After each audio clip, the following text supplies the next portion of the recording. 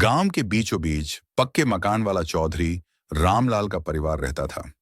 रामलाल एक किसान थे और गांव में उनकी इज्जत भी थी।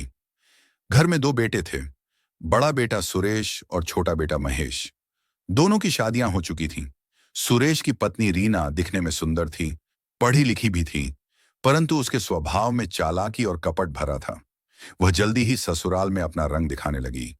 शुरू में रीना बहुत मीठी बोली बोलती, सबको खुश रखती, परंतु धीरे धीरे उसका असली चेहरा सामने आने लगा। वह घर के काम से बचने के बहाने ढूंढती, छोटी सी बात पर झगड़ा करती, जेठ जेठानी, देवर देवरानी सब में फूट डालती। रामलाल और उनकी पत्नी कई बार समझाते, पर रीना पर कोई असर नहीं पड़ता। रीना का मन हमेशा पैसे और मौज मस्ती में लगा रहता। जब भी सुरेश खेत से मेहनत करके आता, वह उससे शहर चलने, महंगे कपड़े और गहने खरीदने की जिद करती।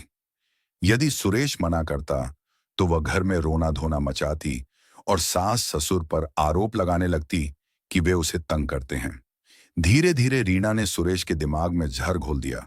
उसने कहा, तुम्हारे माँ बाप हमें अपना हिस्सा कभी नहीं देंगे, तुम अलग हो जाओ, तभी हमारी जिंदगी सुधरेगी।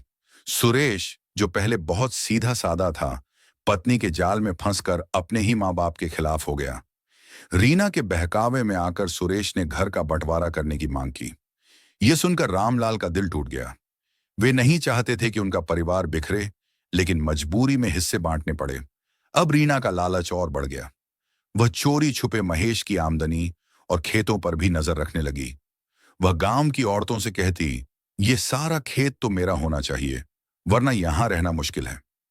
रीना की दोस्ती गांव के कुछ बिगड़े हुए लड़कों से हो गई। सुरेश जब खेत पर काम करता तो रीना घर पर मेहमान बुलाकर मौज मस्ती करती।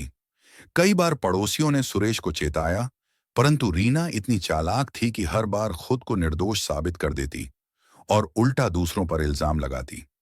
धीरे धीरे उसकी बदचलनी की बातें पूरे गांव में फैलने लगीं। ससुराल की इज्जत मिट्टी में मिल गई। रामलाल को समाज में सिर झुकाना पड़ा। एक दिन रीना का राज खुल गया। सुरेश ने उसे रंगे हाथ पकड़ा। यह देखकर उसका दिल टूट गया।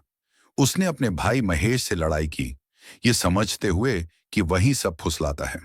माँ बाप को भी गाली दी कि उन्होंने उसे चेताया क्यों नहीं। घर में रोज झगड़े होने लगे। गांव की पंचायत बैठी और सबूतों के साथ रीना की करतूत सामने आ गई।